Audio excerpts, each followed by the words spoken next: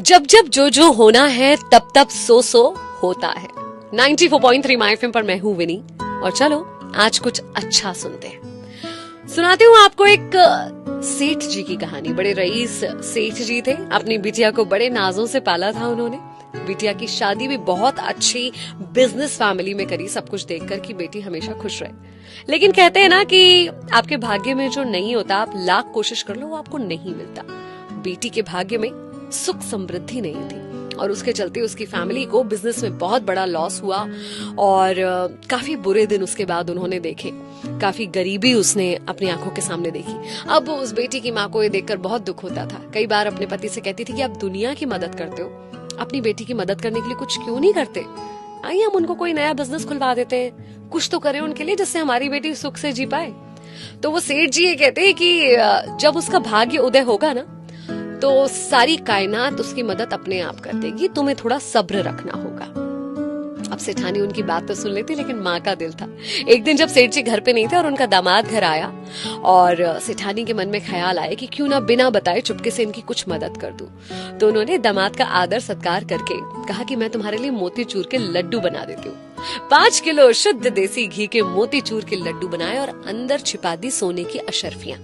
अब ये लड्डू का पैकेट उन्होंने दामाद जी को जाते जाते दे दिया। लेकिन दामाद जी ने रास्ते में सोचा इतना वजन कौन उठा के लेके जाए, और वैसे भी पैसों का बड़ा अकाल था उनके पास। तो उन्होंने रास्ते में एक हलवाई की दुकान में वो मोतीचूर के लड्डू बेच दिए, पैसे जेब में डाले और चलते बने। जब सेठ जी घर आ रहे थे उसी मिठाई की दुकान पर उन्होंने सोचा कि क्यों ना घर के लिए कुछ मिठाई ले ली जाए। तो उन्होंने ये सोचकर मोतीचूर के लड्डू ले लिए और देखिए कि दुकानदार ने वही लड्डू का पैकेट इनको दे दिया।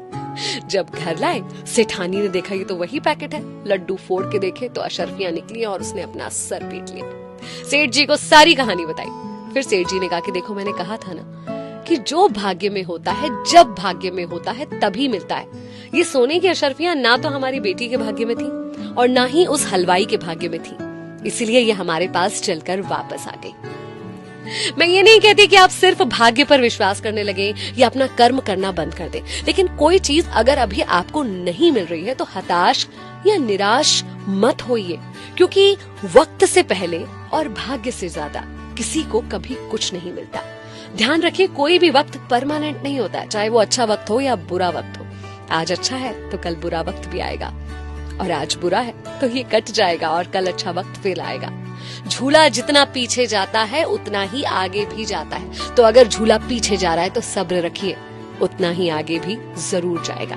अगर अभी हालात वैसे नहीं है जैसे आप चाहते तो थोड़ा सा पेशेंस रखिए। माय एफएम आपसे कहता है ना, लेट लूज, जियो दिल से।